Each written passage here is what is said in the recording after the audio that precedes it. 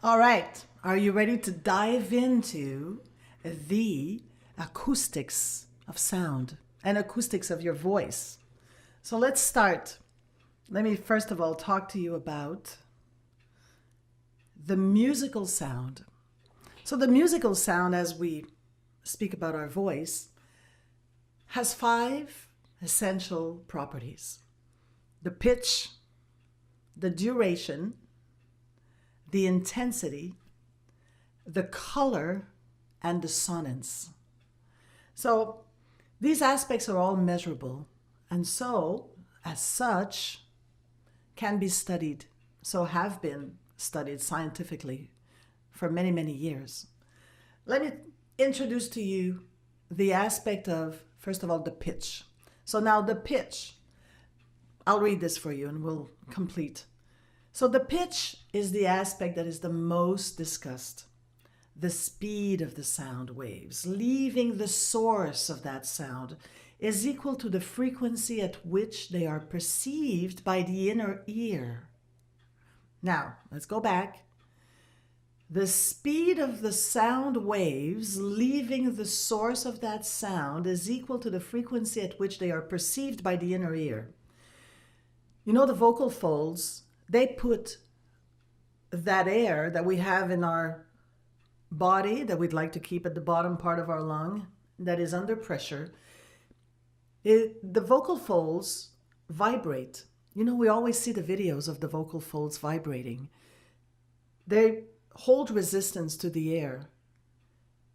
And by some really incredible aspect that we think a pitch, we think a certain tone, and then all of a sudden we just have this air, we think that pitch, we produce it, and bang, it's there. Imagine.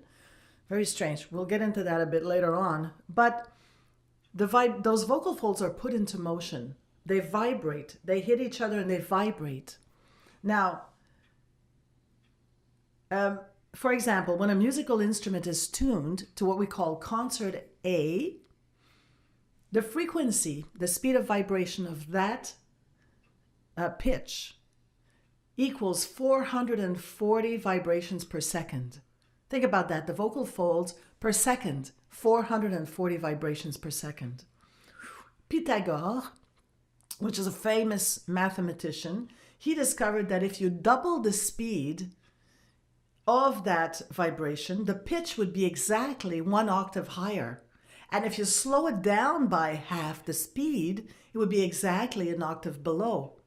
Now, the lowest vibration that the human ear can perceive is 15 or 16 vibrations per second. And the highest speeds, or the highest speed, reaches 20,000 vibrations per second. Now, many animals and insects have the capability or the capacity of perceiving much greater or lower speeds, you know, like a dog whistle. We don't hear it, but they do. So beyond these, we find the ultrasounds. They traverse your body, so that must be pretty fast. All right. The second aspect is called duration.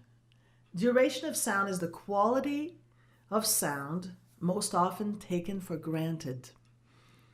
Its description is quite simple. Without a discriminative sense of the duration of a sound, it is impossible to determine the rhythm. This aspect is sometimes called syncopation. So when I'm speaking, the sound stops and starts because I stop and then I start, and I could be in rhythm. I could talk, I could talk, I could talk, I could talk, I could be in rhythm. Or I can be saying, we don't know what is. Again, duration. Neat. Now the intensity, the next one. Intensity refers to the extent to which equilibrium is distributed by the sound. How much were the molecules compressed? Those waves, they're either very, very compressed or they're very, very loose. How far was the eardrum indented? How loud was the tone?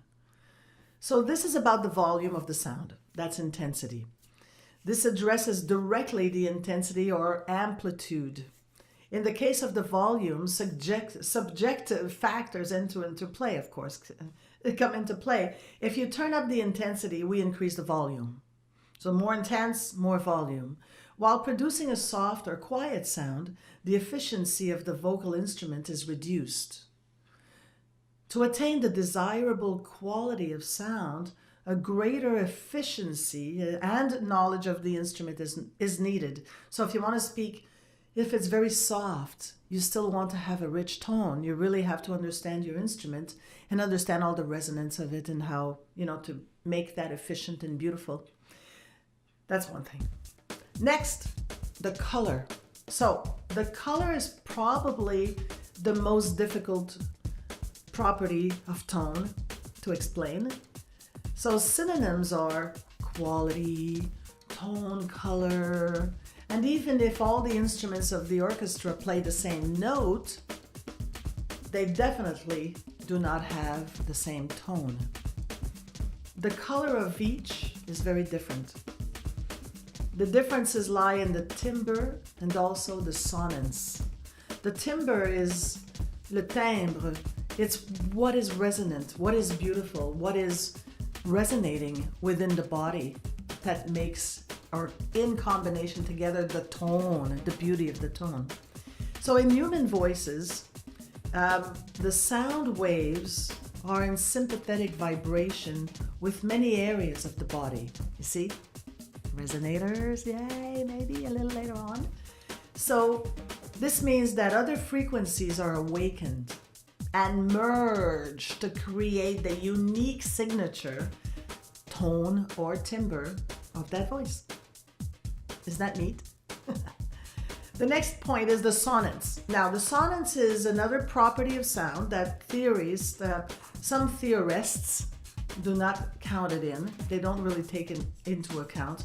But there are ideas involved in the concept of sonance, which are important. So let me read that for you, okay? So at any given instant, sonance is not present. But when we listen to tone over a period of time, we hear fluctuations of intensity, timbre, even pitch. And these changes form a pattern to which the term sonance is applied. In other words, if a tone has duration, it will have sonance. It's kind of sonance. This is a borderline concept because it involves various noises that are mixed with tone.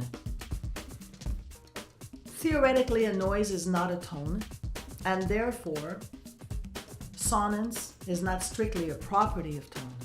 But we cannot afford such precious distinctions. The singers make sounds like V, like Z, for example, that are part of tone and part of noise. I would even add that the glottal attack, and when you crack the voice, when you make all these sounds, this is what blends in with tone that makes sonance. Sonance is just a wider, more the description that is broader of your sound. The last one is resonance. Now, resonance, sonance, tone, they kind of feel like they blend in together. So let's look. Now, resonance. Here we are getting to the most commonly used expression, most often wrongly used, oh my goodness, to describe the quality of a timbre. If we like the sound of a voice, we would say it's a rich and resonant voice.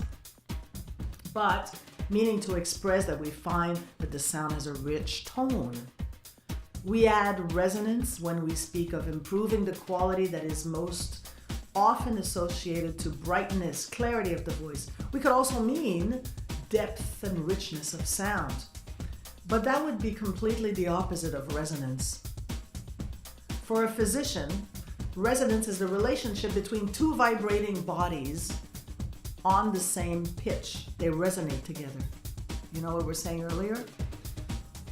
So there are two types of resonance, sympathetic and forced.